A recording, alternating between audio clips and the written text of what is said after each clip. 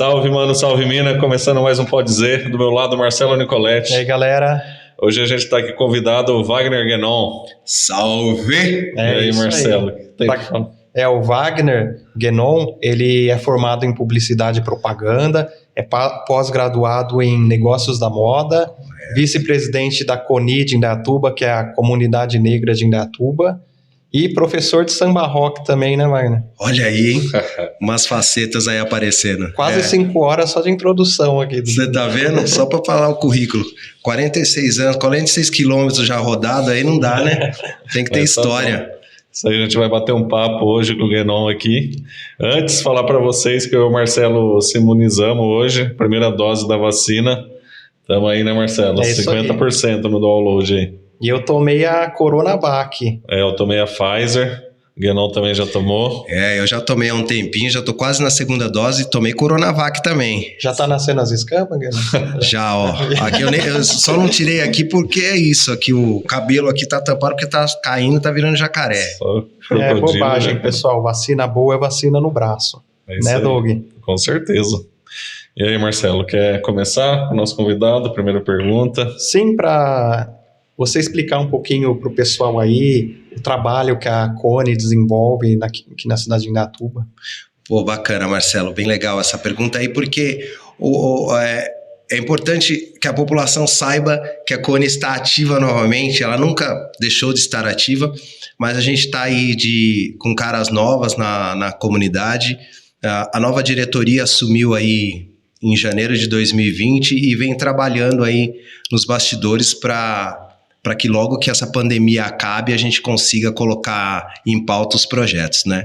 E a CONI, lá aqui de Indaiatuba, ela nada mais é do que um quilombo urbano, um lugar, um ponto de encontro para a população negra, para onde ela possa debater, buscar informação, trazer informação, buscar conhecimento, autoconhecimento. Então a gente tem alguns projetos para que a gente consiga novamente, principalmente resgatar a população negra que já participou da CONI, assim como apresentar para a nova população, para os mais novos, né? Ela está de portas abertas para a população negra, população não negra, prioritariamente, claro, para a população negra, mas todos são bem-vindos ali na CONI para poder tá trazendo informação, buscando informação, né?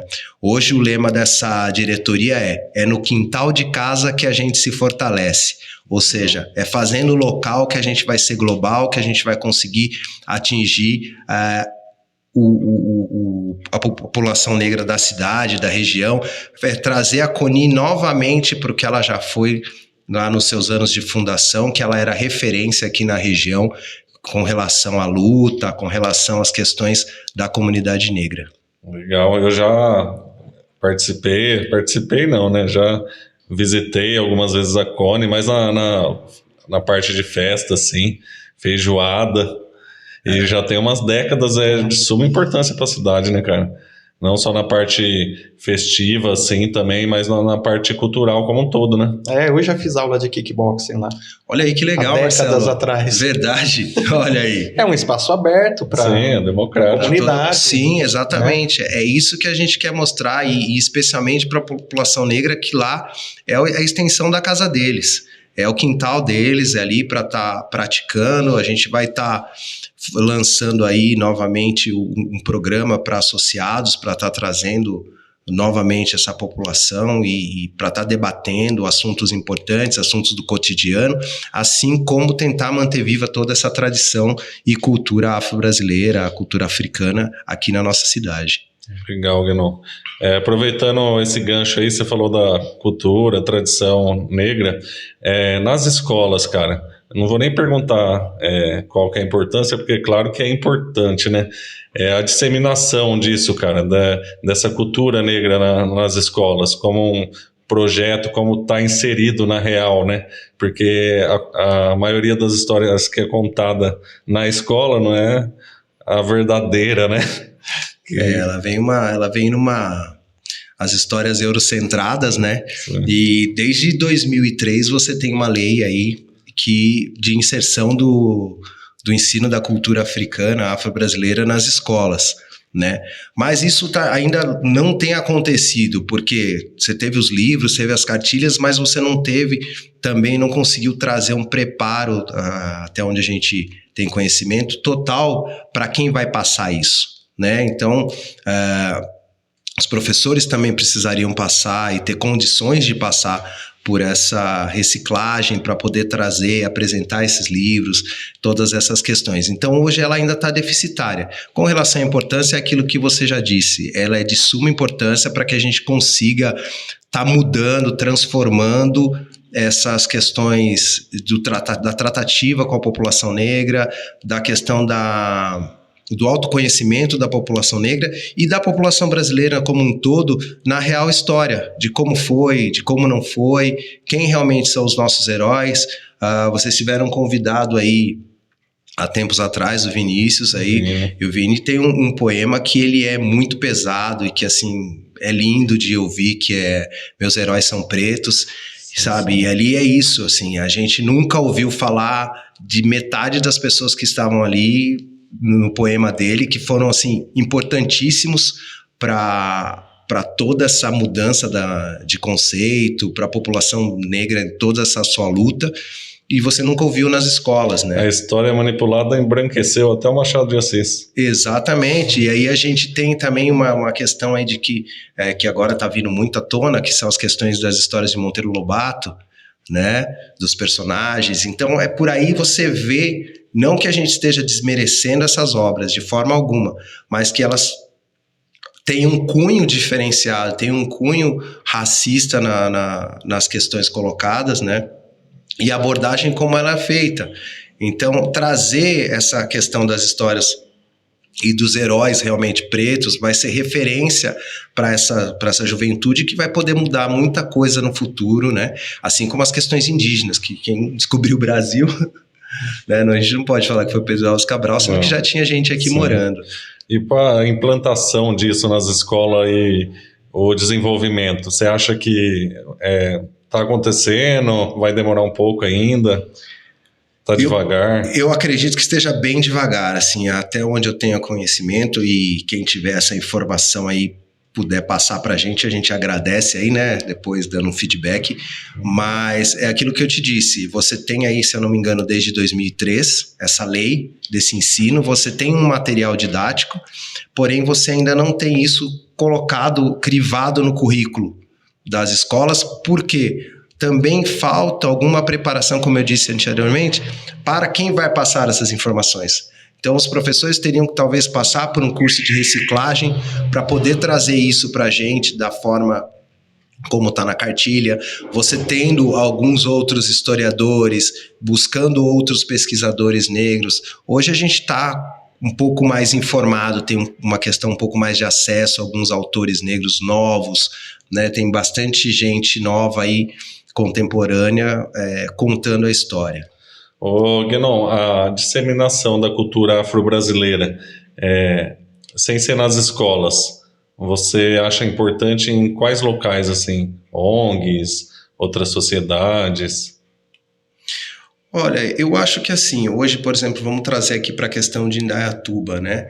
Eu acho bacana, hoje a gente tem lá a CUNE, onde é um espaço, como eu disse, para a população em geral e buscar informação, né, levar informação sobre a cultura negra, afro-brasileira, africana. E é importante, talvez,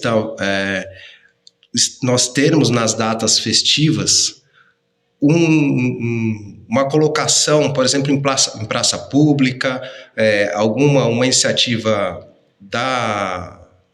do poder público também trazendo essas coisas, eventos mais voltados mesmo para a população negra, ou com o auxílio, né, com a consultoria da comunidade negra, para trazer para a população esse novo contexto, essas novas facetas que vêm se apresentando. De repente, umas semanas com palestras. Exato, palestras, atividades, intervenções mesmo em praça pública, tentar sair do trivial. E assim, eu acho que é importante quando estiverem criando essas agendas, o poder público, ele está buscando essa consultoria, junto aos órgãos específicos, junto a secretarias de igualdade racial do governo do estado, aqui buscando junto a nós. A cidade de Indaiatuba hoje também, ela tem o Conselho da Igualdade Racial e da Negritude, que é o CONPIR, né? Então você tem onde buscar e onde está sendo assessorado para criar novas intervenções, novos caminhos, talvez, para a gente conseguir tratar esses assuntos aqui na cidade. É porque essas datas comemorativas, massivamente o pessoal conhece mais a consciência negra, né? Que é o 20 de novembro. Isso. Mas você pode falar outras pra gente, né? Hoje a gente tem uma data que a gente não... Algumas pessoas comemoram, outras nem tanto, que é o 13 de maio, né? Porque fica soando como se a princesa Isabel tivesse sido a salvadora da pátria, e a gente sabe que a história não é bem assim. Isso também daria um programa novo, mas, enfim, em outra oportunidade talvez a gente discorra sobre isso. E aí a gente tem o 20 de novembro, que ele é um pouco mais marcante, mas aqui na cidade, por exemplo, a gente tem uma lei também que é da Semana do Reverendo Martin Luther King, que é em abril. São coisas que a gente pretende aí estar retomando junto ao poder público, para a gente começar a criar novamente, trazer pouca gente a população. Sabe, né? Principalmente aqui da cidade, dessa aí que você falou, eu mesmo não sabia, cara. É uma lei local de uma semana de comemoração da Semana Martin Luther King. Nesse ano que passou, a gente, juntamente com o CONPIR, ia estar desenvolvendo aí algumas atividades, palestras, rodas de conversa, mas não foi possível em virtude da pandemia. A pandemia tem travado algumas coisas que a gente espera aí nesses próximos meses conseguir destravar e para o próximo ano tá com ela muito mais preparada. Legal. E aqui em Indaiatuba, cara, qual grau você acha aqui que o pessoal é preconceituoso e racista? Olha, eu acredito que alto, assim como no país todo, né? Aqui é uma cidade onde a população negra é minoria, mas assim como no país a gente sofre algumas coisas. Eu posso falar por mim, ultimamente não tenho passado por nenhuma situação, mas já passei várias situações aí nos anos 2000, há 10, 15 anos atrás, de chegar separado por estar em um carro bacana 5 vezes no final de semana, né? Sempre com a mesma justificativa de que era averiguação padrão, coisas nesse sentido, né? Fora as questões de olhares que hoje a gente muda e que para grande parte da população é mimimi, é historinha que a gente está inventando, a gente entendeu errado, e quando a gente sofre e que o outro que fez o racismo acaba sendo pressionado por outras pessoas brancas, por exemplo, que aí ele vem com a desculpa de que não foi aquilo, mas isso é uma que a gente entendeu mal, mas isso é uma questão que já está enraizada, que ela vem desde as brincadeiras, que muitas vezes muitos negros numa roda com pessoas não negras, eles acabam aceitando que não é ok. Muitos termos. Exato, mas mais para ter uma boa convivência e não perder aquilo, porque ele entende que aquilo, aquele lugar que ele está ali, ele buscou, batalhou para estar naquele meio. Então, enquanto a gente não entender quem somos, o que somos, muita coisa ainda vai continuar se repetindo. Então, isso é um exercício diário. Enquanto as pessoas não se derem a nova mudança, né? E não se assumirem também, né? Porque tem muita gente que não se assume racista, mas a pessoa é de fato, cara. Só pelas atitudes dela, pelo jeito que ela fala. Mas ela não se assume. Se você apontar o dedo na cara dela e falar você é racista, você é preconceituosa. Fala, eu não. Exato. Mas que muita postura. Na maioria das vezes, esse racismo ele vem de forma de brincadeira, em forma de um comentário. Ele vem velado, porque ele vem de uma brincadeira, ele vem de uma piada, né? Eu, por exemplo, assim, eu tô deixando meu cabelo tá crescendo desde 2001. Então a gente tá falando aí de 20 anos de cabelo crescendo, né? Então meu cabelo hoje é grande. Hoje eu não vou soltar aqui, senão vocês vão assustar. Brincadeira. Olha lá, tá vendo? É o defensor do Black Dance. Só que é esse tipo de coisa que as pessoas colocam, mas é o cabelo, vou colocar a mão, entra água, não entra água. Cara, ninguém precisa falar do cabelo, é isso, né? Ou deixa eu pôr a mão no seu cabelo. Não precisa, né? Então hoje, porque eu gosto, eu uso bastante trança, ele tá solto porque eu vou trançar semana que vem já, mas eu uso por muito tempo, eu fico de Black Power. Eu tenho meu primo para mim foi um dos primeiros que tiveram Black Power aqui, e aí a gente tá falando de antes dos anos 2000, cara. E antes dos anos 2000 era muito diferente essa questão de você ter o cabelo grande aqui, negro. Sim. Né? Você tinha você só usava raspado. Né? E quantos empregos não aceitavam, né? Cara, eu posso falar para você que eu tive uma experiência nesse sentido de 2004 a 2007, que eu trabalhei numa multinacional, e eu trabalhava na área de marketing, né? Como o Marcelo disse, eu sou formado em comunicação social com habilitação em publicidade e propaganda, e eu fui trabalhar numa multinacional na área de marketing. E só depois que eu saí de lá, que eu fiz alguns amigos e tudo, e eu fiquei sabendo, por meio de uma das pessoas que faziam as questões, participavam do processo seletivo, que eu só não ascendi na empresa, só não tive as promoções que me eram de direito por conta do cabelo, porque eu já usava trança na época, né?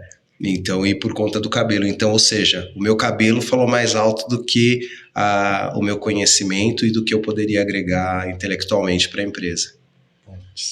Eu presenciei um fato uma vez de um amigo meu, o Thiago Rasta. Ele não é negro, mas ele tinha trança, né? Ok. E aí, cara, ele era estagiário na prefeitura. E ele foi abordado pelo superior dele ali, ele trabalhava na recepção do gabinete. E aí falou, cara, você tá como estagiário aí, pra gente efetivar você, a gente quer, que a gente gosta do seu trabalho, mas aí você teria que tirar as tranças, cortar o cabelo. E aí ele se recusou e acabou o estágio e foi embora e não foi contratado, entendeu? Olha aí. Eu tive também uma outra experiência aqui na cidade, onde tinha uma franquia que estava sendo aberta aqui na área de moda da IJA, e quando eu fui para a entrevista, eu apresentei meu currículo, ok, e aí quando eu fui para a entrevista, eu estava com as tranças também, né, grande, e o cara falou, depois que tudo, olha, gostei e tal, não sei o que, tal, mas assim, você toparia cortar o seu cabelo, tal, para se enquadrar um pouco mais no que é a marca, tal. Eu falei, olha, eu acredito que o que eu tenho para agregar para a marca aqui, localmente, principalmente, é muito mais do que o meu cabelo possa impedir, né? Sim. E aí ele falou, não, então tá, vamos pensar. Daí ele me ligou de novo, depois de um tempo, mas aí era para um cargo de gerência. E aí, quando ele me ligou de novo, ele falou, se você não quiser cortar o cabelo, tal, mas aí o que você acha de um cargo de vendedor e tal, né? Então, assim, a questão, de toda forma, ele queria alguma maneira para que eu mudasse o visual do cabelo. E que também, sabe, não sei até onde isso vogaria. Então, aí você vê que as pessoas realmente não estavam preparadas. Muita coisa mudou. Tá mudando, né? Tem mudado. Esse fato que eu citei também é por volta de 2003, 2004. Quando a gente era estagiário do camp lá. Entendi. Mas tá mudando. Tem muito para mudar, né? Igual você falou. E nessa questão racial, você acha que mais tem avanço ou mais tem retrocessos? A gente teve um avanço grande, e acredito que aí, a partir de 2018, a gente sofreu aí algumas baixas. A gente teve um retrocesso aí porque muita gente, principalmente aproveitando as questões de rede social, acabou acreditando que tinha voz, e essa voz que eles acabam colocando sempre com questões raciais, isso tem pego bastante. A gente tem visto aí as pessoas públicas que são negras têm sofrido bastante com isso, e aí os que não são públicos ou celebridades também sofrem localmente, sofrem nos trabalhos, porque a partir de 2018, muita gente entendeu que agora tem voz, vai falar, né, e quer falar e se expressar. E aí entra naquilo que você falou, não, não sou racista. Até ponto e vírgula, né? Sim. Tem um ponto e vírgula aí. Então, eu acho que assim, a gente tem tido avanços, mas a gente sentiu, quanto pessoa preta, que muitos do que a gente achava que eram dos nossos, que estavam junto correndo ali, pessoas principalmente não brancas, não negras, né? Pessoas não negras, não pretas, se mostraram de uma forma que, assim, eles tipo assim, olha, eu aceito você, Guénon, mas se chegar alguma pessoa que ele não é do convívio dele, o tratamento é outro, entendeu? Não é o mesmo que pro Guénon. Então, ou seja, alguma coisa tem. Claro, né, você não vai sair se abrindo para qualquer pessoa que você encontra, independente de raça e tal, mas você percebe, né, a gente percebe que a tratativa é outra, que o olhar é outro, né, então estamos evoluindo, tem muita coisa, tem muito mais gente, pessoa preta conseguindo se manifestar, colocar suas opiniões, pensadores contemporâneos, sabe, a gente vai buscar lá nos antepassados, a gente vai buscar nas pessoas que começaram, porque a gente está aqui por conta deles, né? E se a gente está conseguindo e tem essa evolução, também é por conta de quem veio antes, de quem sangrou antes, de quem suou antes. Então a gente tem que agradecer eles e continuar lutando.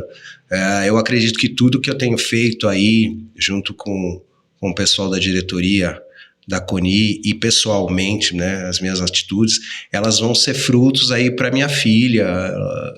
Provavelmente eu não vá usufruir disso, né, mas é uma semente plantada aí, e assim, tem muita gente que comprou essa luta, os pretos, pessoas não pretas, assim como também tem pessoas negras que ainda não entenderam essa jogada. Tem muita gente que não está aberta a entender, né? As pessoas são tão mesquinhas que elas não conseguem se abrir para esse conhecimento.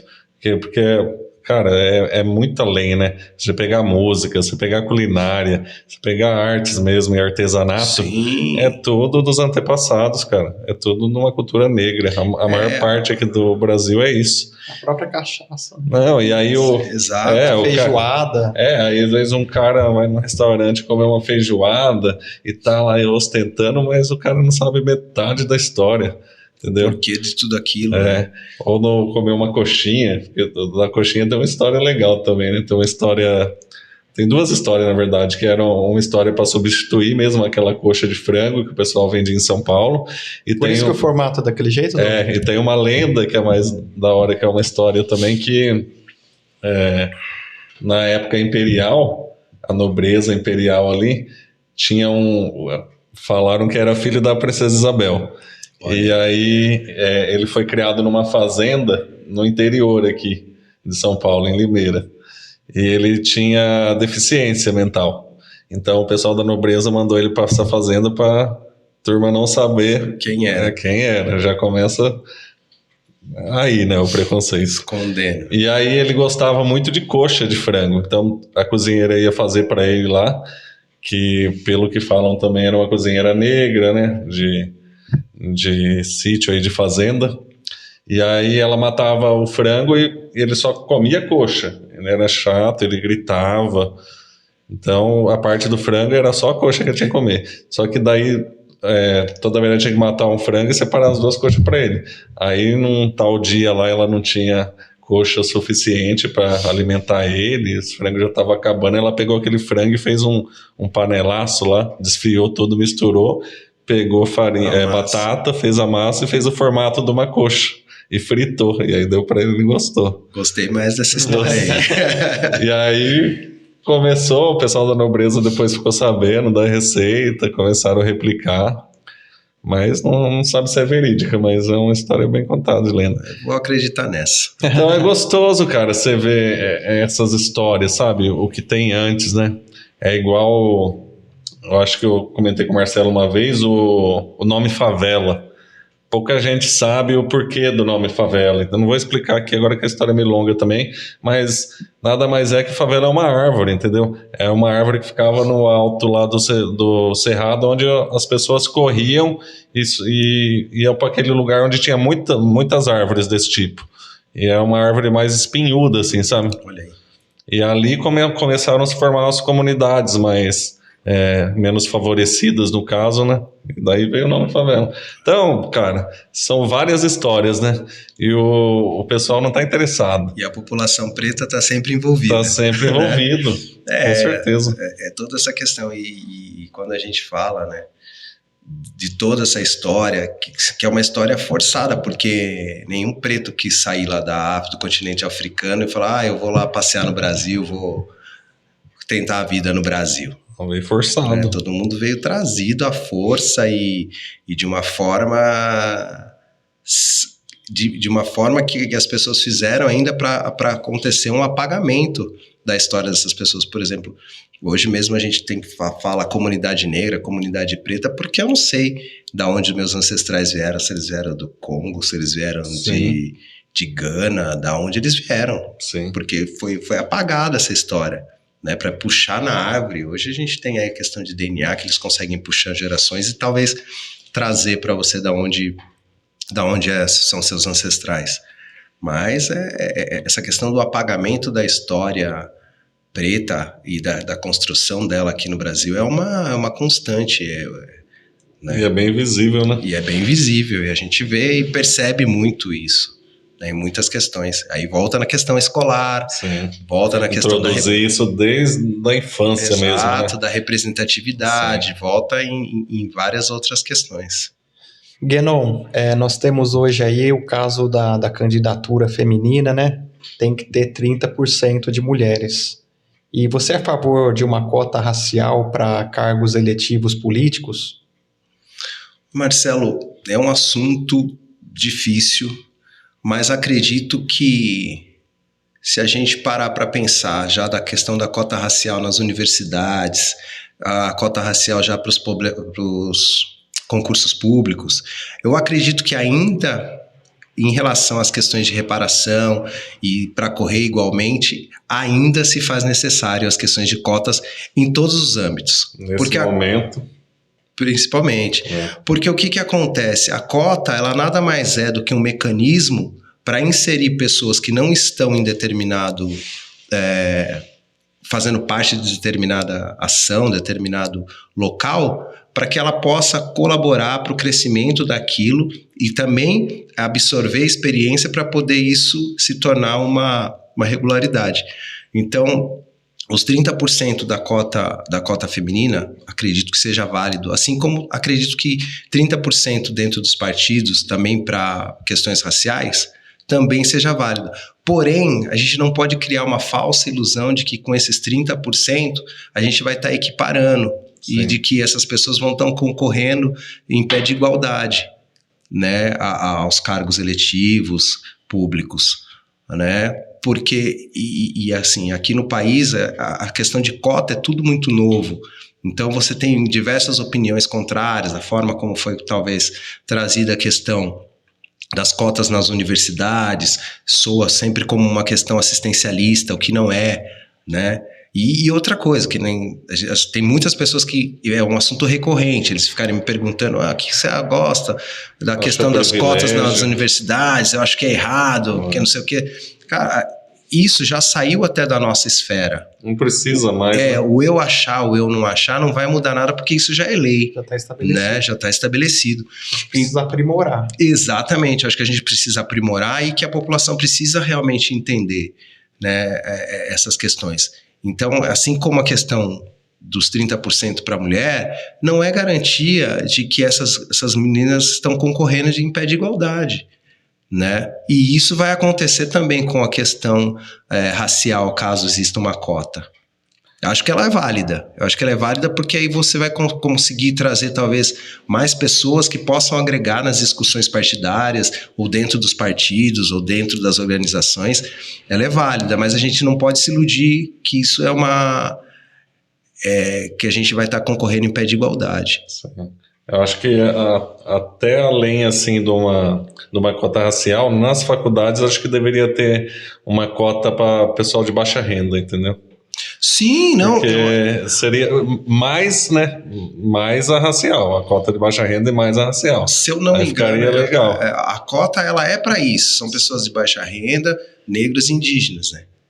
Então, só que ficou muito institucionalizado que ela era para preto só, Sim. né? Então é isso. As cotas elas são importantes nesse sentido, porque a gente não tem mais 300, 400, 500 anos para fazer toda essa mudança, né? A gente não tem mais esse período. E a população negra tem emergido, tem gritado, tem solicitado agendas e políticas públicas para isso. A gente precisaria de mais políticas públicas para isso, mas para você fazer políticas públicas que envolva a população preta, você precisa de pessoas pretas ajudando a fazer essa política pública. Não só como sociedade civil. Sim. Né? Então, essa é a grande questão. Hoje, você tem que ter um número igual ou maior, por exemplo, de vereadores, é uma coisa quase que utópica. Né? Utópica, no Deputados, enfim, é bem difícil. A gente está trabalhando para que a gente consiga, num futuro próximo, ter um número mais expressivo de pessoas nos cargos públicos. Né? É igual no rap, né? No rap tá se acendendo agora o pessoal jovem aí, mais negro, né? O pessoal tem o Kian, não sei se você já ouviu. Não vi ele ainda. Ele é meio funk com rap. Então, cara, ele tem uma música aí que ele fala que é onde ele vai porque quase todas as pessoas são brancas. E quando ele vai num lugar onde só rico vai, porque na posição de rico ele é o único preto, entendeu? Exato. Então, aí ele cita também que até o pessoal que faz todo o trabalho, que filma ele, que lança eles nas redes sociais, a maioria é branco, entendeu? Ele tenta colocar o pessoal dele ali, mas às vezes ele vai numa emissora, todo o pessoal ali de staff, o pessoal que vai entrevistar ele, é branco, aí ele fica questionando essas situações. Então, cara, eu acho o rap uma forma de ajudar nessas questões, entendeu? Sem dúvida, né? Já vem ajudando já tem um tempo, mas essa molecada nova, cara, elas são muito necessárias, cara, nesse momento, e ter essa consciência que eles têm, sabe? Com a idade que tá, é muito bonito de ver, cara. Não, com certeza, eu acho que a música em si, a arte em si, ela é um grande divisor para as populações periféricas, para as populações minorias, para as minorias. E acho que através da música e da arte, normalmente essas pessoas conseguem se expressar e trazer algumas informações de realidade, principalmente esses que conseguem acender de uma forma, como esse, por exemplo, o Rian que você citou aí, que você citou o exemplo. Kian. Né? O Kian, como você colocou aí o exemplo dele, da música dele, é bem isso. Né? Ele é assim como questão de jogador de futebol. Sim. Né? O esporte também é uma coisa que trai bastante gente para um outro nível. O que a gente precisa é que isso se torne normalizado, né? E que ele não seja o único num lugar bem badalado, né? Que a gente consiga trazer mais pessoas. E essa questão do staff, das pessoas pretas atuando em vários setores da sociedade, ela se faz necessária. Porque hoje os grandes detentores, por exemplo, das emissoras, você não tem. Se você vai fazer uma entrevista, se você vai para um estúdio para gravar, um estúdio top, dificilmente o proprietário vai ser uma pessoa negra. Sim. Né? Você tem alguns hoje aí, aqui no Brasil, com estúdios top e tal, mas na emissora de TV local, que seja, né? Se não for uma TV comunitária, se não for uma rádio comunitária, a coisa já fica um pouco mais difícil.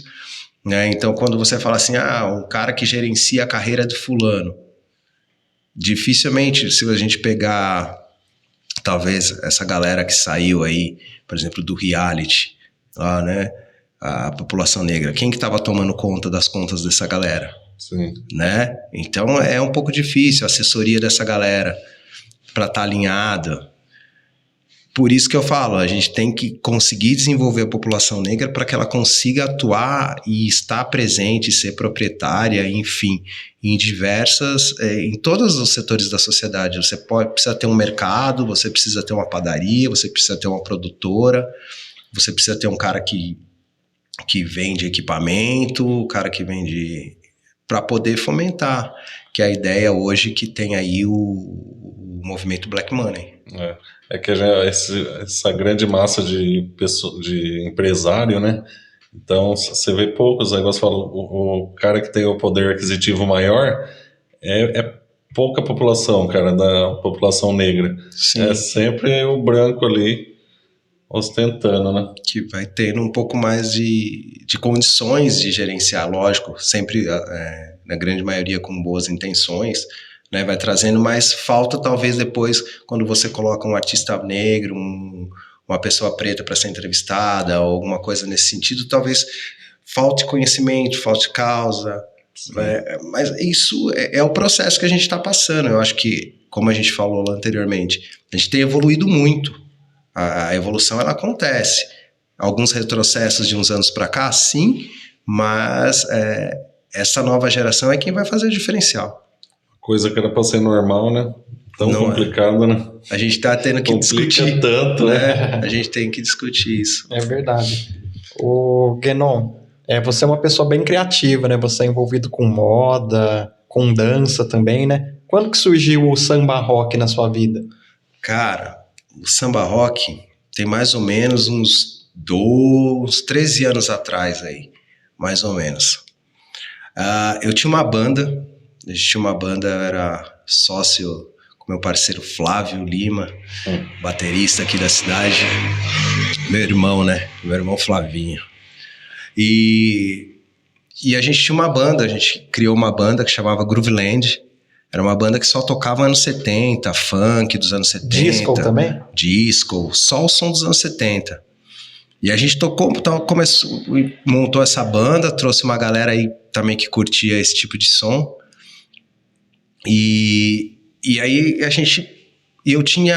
e na época eu era DJ, né? Eu tocava na noite aqui de DJ de Black Music e tal, fazia algumas festas e tal. E quando a gente montou a banda,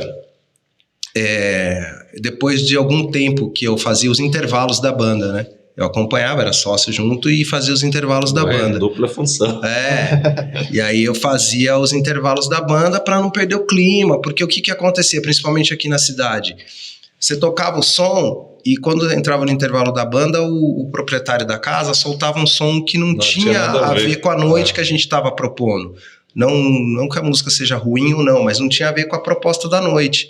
E aí eu fazia esses intervalos, o começo, o final e tal. E aí, em determinado momento, depois de um tempo de banda, eu comecei a me aventurar em umas 2 músicas lá que tinha uma parte de hip hop, né? A gente cantava Kill Me Softly, por exemplo, e aí eu vinha e fazia uma parte de rap e tal. E aí, com isso, eu fui tomando gosto, comecei a fazer aula de canto, tal, e fui pra frente. Também cantar lá algumas músicas. Porém, eu tinha um problema muito sério de ritmo, velho. Eu tinha um problema muito, muito sério de ritmo.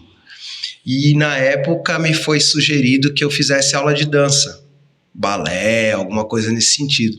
Aí eu falei, mas bicho, eu aí com 35, 34 anos fazer aula de balé contemporâneo, acho que não tem a ver. E aí tava tendo um projeto lá na escola de samba Sereno, e aí eu participei, tinha essas aulas lá, acontecia aos finais de semana, de manhã, às vezes chegava do show e ia direto, porque tava varado, e aí eu comecei a frequentar essas aulas, tomei um gosto enorme por esse ritmo, né? Eu fiquei 2 meses e meio ali só fazendo base, giro, porque era muito ruim mesmo, muito ruim. Meus alunos, eles nem acreditam assim hoje. E aí, a partir daí, não parei mais. Aí eu fiz uns 2, 3 anos de aula, continuei fazendo aula, e há uns 10 anos, daí mais ou menos atrás, eu tive uma oportunidade com o Eduardo Avelar, na 2 e 2, ele me chamou para dar aula lá, e eu fiquei lá até o ano passado. Aí. E hoje aí Então, bastante gente aqui da cidade já passou comigo, a gente tem uma galera da região aqui também. Hoje eu estou dando aula na Iron Dance, aqui na 15 de novembro, e numa escola em Salto, no Estúdio VIP. Que é bem legal. E foi assim que começou. E aí comecei a frequentar e conhecer as festas, né? Em São Paulo, que lá é a meca do samba rock. E aí a gente viu que tinha uma necessidade de a gente ter um pouco mais aqui no interior disso. E tem competições? Tem um campeonato, inclusive tá rolando um campeonato numa TV aí, num programa. Tá tendo, de alguns casais que têm se apresentado, tinha alguns concursos em São Paulo, tinha o Campeonato Paulista de Samba Rock, tinha o Intermunicipal, sempre tem alguns campeonatos aí. Agora até diminuiu um pouco. E você tem algumas equipes, né? E as equipes rachavam também nos bailes entre elas, quase igual o break. Tinha uma roda lá, errou, saiu. Mas cara, é uma cultura que vem crescendo muito, tanto quanto ritmo, quanto cultura, estilo de vida. Tem uma galera que vive do samba rock. Hoje a gente tem várias bandas, DJs. Tem um cara aí muito pesquisador, um DJ produtor maravilhoso, que eu queria até mandar um abraço para ele aí, DJ Adalto The Mix. O cara, inclusive, ontem me mandou essa madrugada aqui o novo CD dele aí, as novas músicas. Um cara sensacional, pesquisador, um cara de um feeling muito, muito bacana, Adalto The Mix. E aí a gente tem algumas bandas aí também, né? Que aqui na região a gente tem o Zumbalanço, que é aqui de Itu. Então até aqui na região a gente já tem aí uma galera fazendo samba rock. Ah, legal. E o ritmo dançante do samba rock é mais lento, mais rápido ou meio termo ali? Cara, você tem desde as músicas lentas até músicas assim super rápidas, assim, que você dança meia música, você já tá com a língua de fora. Então, mas é uma variedade de passos também enorme, cada dia a galera tá criando mais, diferente do que tinha. Teve uma evolução normal, como toda dança, né? Foi criado lá nos anos 50, nos bailes que a população da periferia fazia. E dança em solo ou em dupla? E dança em casal. Em dupla, dá pra dançar em trio também. Tem gente que às vezes faz roda, o mais comum é em dupla, em casal ou trio.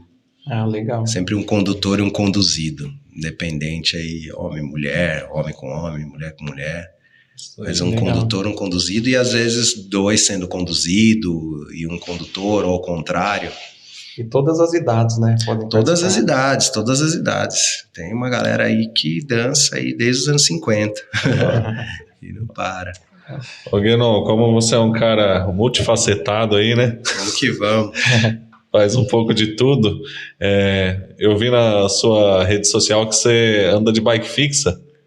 Isso, mano. Pô, é verdade. É um hobby ou é um dos hobbies? Tem outros? É um dos hobbies, né? Mas assim, é o que eu mais tenho praticado ultimamente, além da musculação.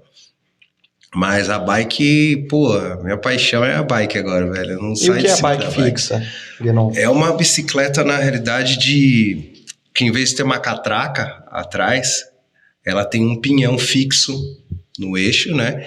Ela é uma bicicleta criada para velódromo, né? O velódromo que a gente tem aqui, então, inclusive um puta velódromo, né? E ela é uma bike criada para isso, onde você não tem freio e você não para de pedalar. Toda a questão é de joelho, perna mesmo. Quando pega uma descida aí... a descida é pior que a subida sempre. Mas o lance da fixa, para mim, cara, quando eu voltei de uma visita nos Estados Unidos, eu vi a galera, já via nos filmes, mas aí eu vi uma galera, muita gente andando com essa bike, assim, principalmente os mensageiros. E aí eu voltei e falei, não, eu vou montar uma bike dessa, que eu quero, não dá manutenção, que eu já tinha tido mountain bike, já andei de BMX. E aí eu voltei, meu irmão pedala lá também, mas ele pedala uma road normal, uma speed, né? Meu irmão mora lá nos Estados Unidos e aí eu voltei e ele falou, tem um quadro meu lá em Rio Claro, se você quiser pegar. E aí eu fui pra lá, peguei o quadro, voltei e comecei a montar a bike, criei o projeto e montei ela assim, mas bem old school assim a bike, né? Sim. Já o quadro ele é 1980, as peças são todas mais vintage assim. E aí eu, cara, montei ela para pedalar e aí fui conhecendo uma galera que pedala aqui na cidade. Tem algumas pessoas, tem o Christian, tem o Toca, tem o Torto School, o Alex, tem uma galerinha que pedala aqui e tem uns novos aí pedalando assim por for fun, assim, sem ser pra rodar no velódromo, né? E tem grupos, né, desse segmento aí que o pessoal cria pra andar junto. Cara, tem em São Paulo principalmente. São Paulo para essas questões urbanas é uma meca, né? E aí lá tem uma galera, e aqui em Campinas também tem uma galera que tava andando bastante, tem uma galera que anda aí.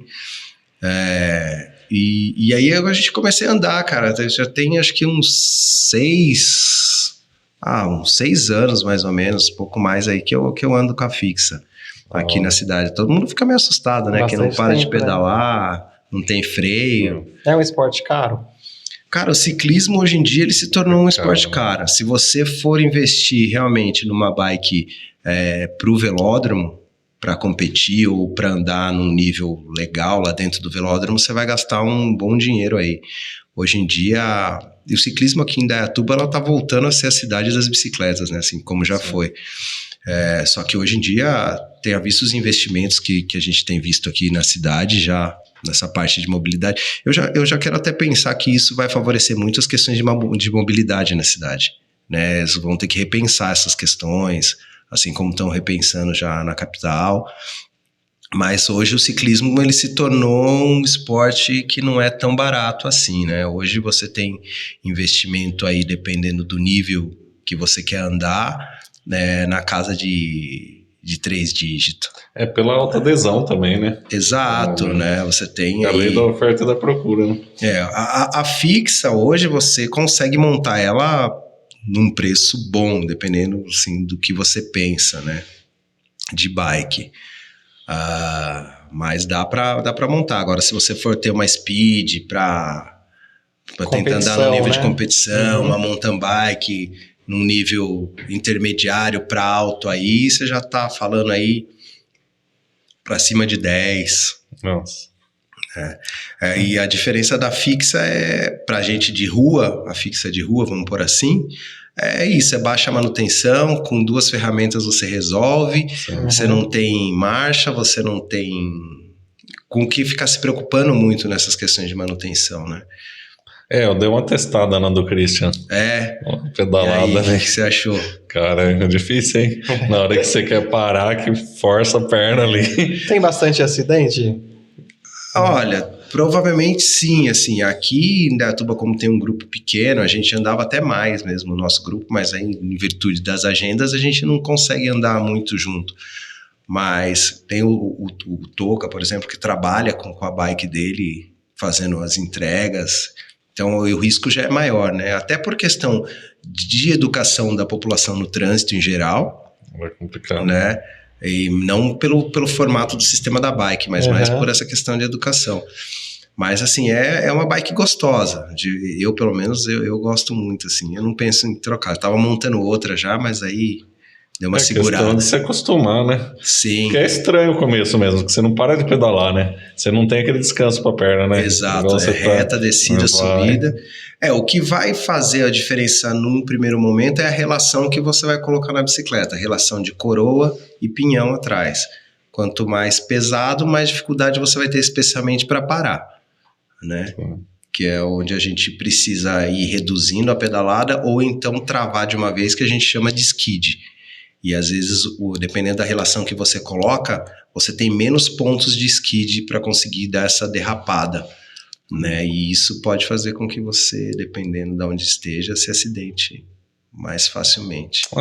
Todo segmento tem acidente, né? Sim, esses dias aí eu peguei eu tenho ido bastante para cardeal, mas você vê assim que a galera que vai de mountain bike pela terra, né, eles relatam bastante aí queda, acidentezinho aí. E o mountain bike aqui na cidade deu uma crescida alta, né? O speed também, mas o mountain bike aparentemente parece que cresceu um pouco mais. E fora isso aí, você tem outro hobby? Você faz alguma coisa aí nos momentos de lazer? Cara, ultimamente eu tenho pedalado, academia todo dia, que a ideia é chegar bem nos 50 e depois chegar bem nos 80.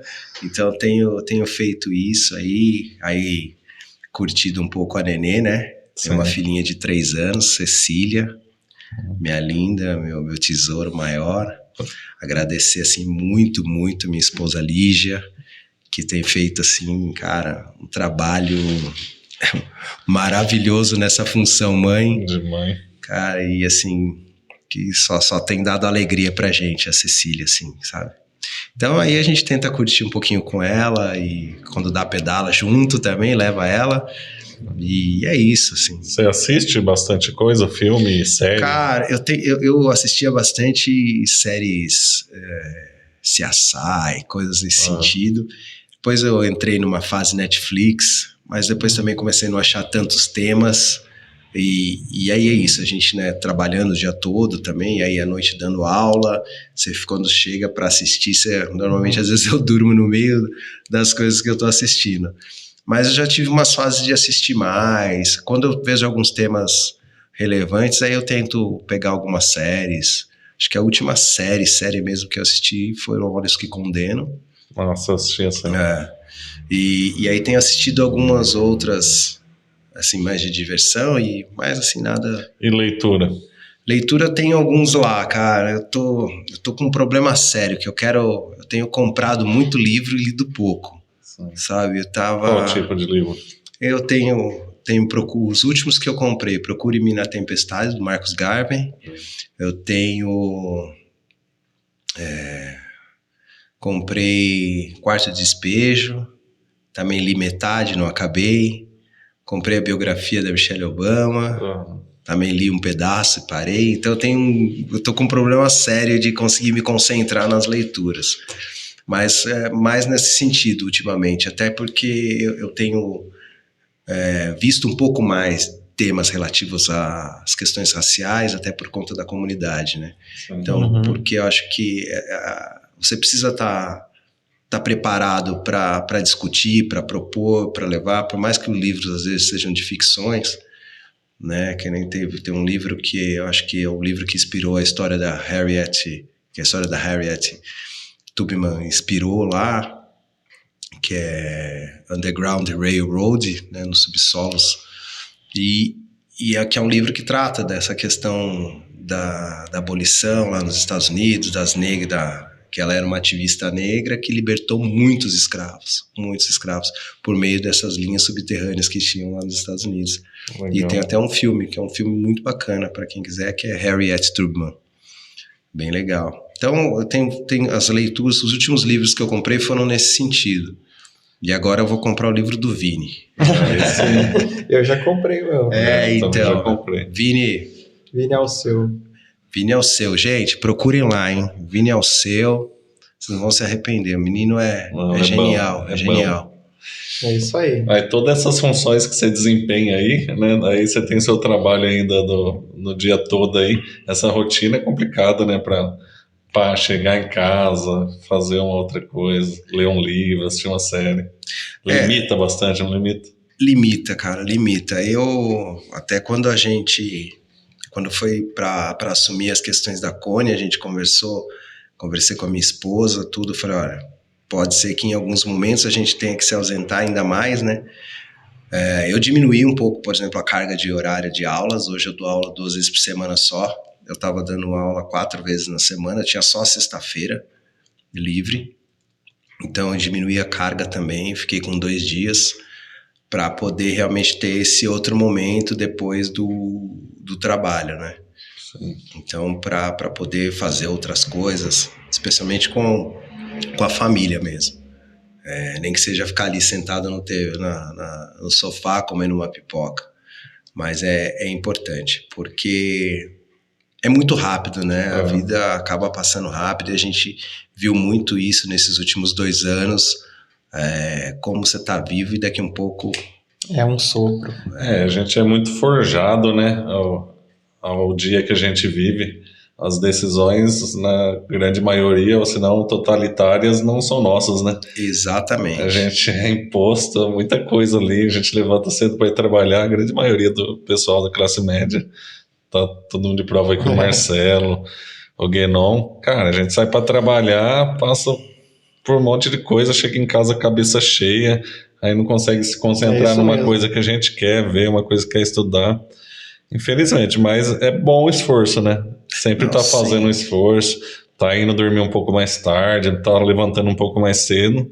É a nossa vida. Ler é Nossa importante, né? rotina, com Não, ler é certeza. importantíssimo. Eu vejo que realmente eu tô devendo pela quantidade de livros que eu adquiri e o quanto eu li, né? Mas é o que você falou, a gente acaba entrando numa roda gigante que a gente tem que conseguir sair, Sim. né? A gente tem que conseguir sair até por questão de saúde mental, de se cuidar, de dar valor ao que realmente a gente precisa, olhar para tudo que está mais próximo às vezes, né?